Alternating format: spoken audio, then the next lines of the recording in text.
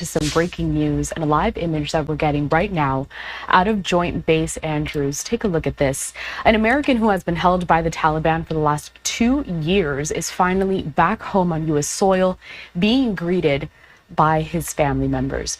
George Glezmann, who you just saw deplane from that jet, was an airline mechanic from Atlanta. He is the third American detainee to be released by the Taliban since January. He was seized by the Taliban's intelligence services in December of 2022 and was designated by the U.S. government as wrongfully detained in the following year. In a statement, Secretary of State Marco Rubio said that Glezmann was on his way back to the United States to be reunited with his wife Alexandra and praised Qatar for, quote, steadfast commitment and diplomatic efforts that he said were instrumental in securing George's release. I just want to bring up the audio for a little bit. Maybe we can hear some of the comments. Possibly not, because we are on a tarmac, but let's just see for a sec.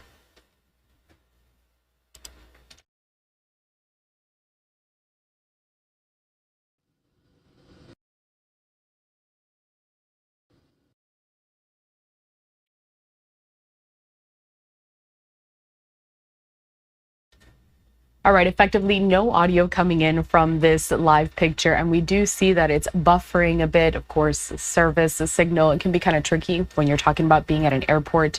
But I want to continue on with some more that Secretary of State Rubio was saying in regards to this release. Hopefully the picture does start up again. It is frozen at the moment, but Secretary Rubio is saying, quote, George's release is a positive and constructive step, and also a reminder that other Americans are still detained in Afghanistan.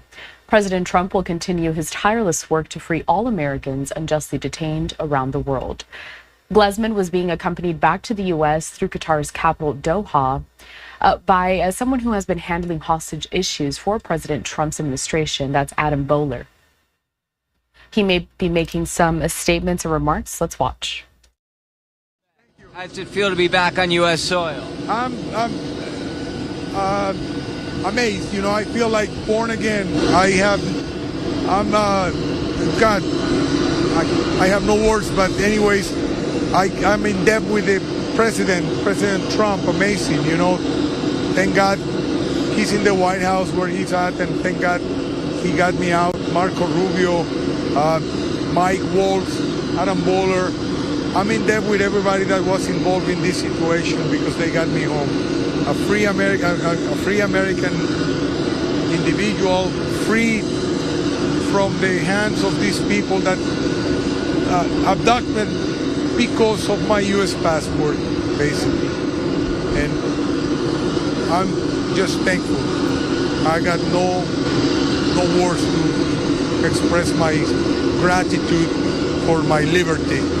My freedom. Welcome back. Thank you very much. Thank you. Thank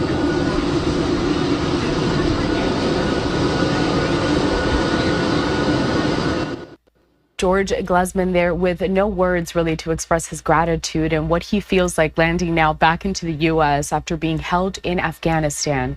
He is now 66 years old, and he was traveling in Afghanistan as a tourist at the time of his abduction and has visited more than 100 countries as part of his passion for exploring different cultures, according to a profile on the website by the Foley Foundation, which is an organization that advocates for the release of Americans detained by foreign countries. The release of Glezmann is part of what the Taliban has previously described as the normalization of ties between the U.S. and Afghanistan following that chaotic U.S. withdrawal from Afghanistan back in 2021. Most countries still do not recognize the Taliban's rule. Glezmann's release follows a separate deal arranged in January in the final days of the Biden administration and also mediated by Qataris that secured the releases of Ryan Covert and William McKenty. Let's bring up the audio one more time. Maybe we can hear some more of what Glezmann is saying.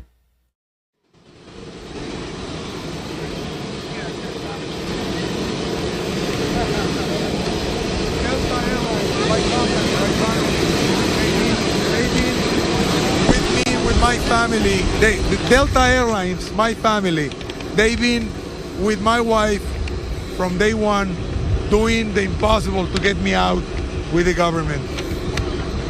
lots of gratitude for my company. And I made this the day I was leaving in my cell.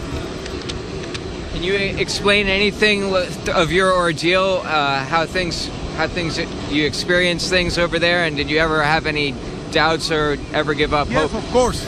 You lose hope as time goes by and nothing happens,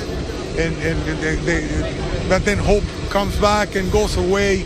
Yeah, it's just the mind games they play with you and all that. But at the end, I'm home. Thanks to the government, thanks to Delta, thanks to my lovely wife she's the one that didn't lose hope. Thank you guys very much.